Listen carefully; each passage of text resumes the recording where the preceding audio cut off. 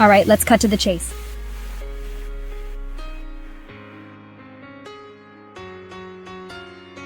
If you're still paying big bucks for someone to build your website, hold that thought.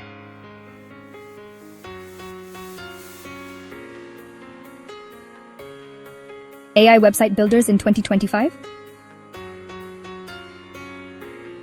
They're smarter and faster than ever.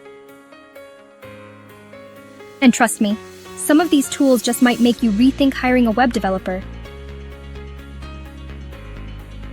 Let's dive into the top 5 AI website builders of 2025 that could totally change the way you create online. Number 5. WebWiz AI.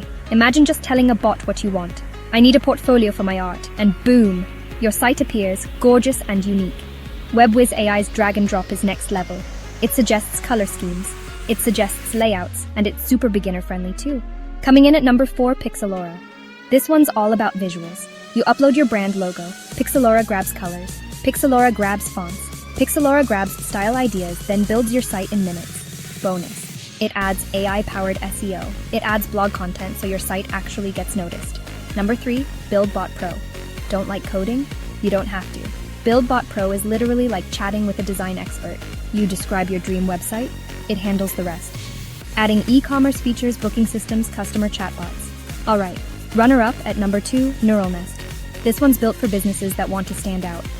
Neural Nest uses deep learning to analyze top-performing websites in your field, then creates something totally personalized for you. You can tweak everything, but honestly, the first draft is usually spot on.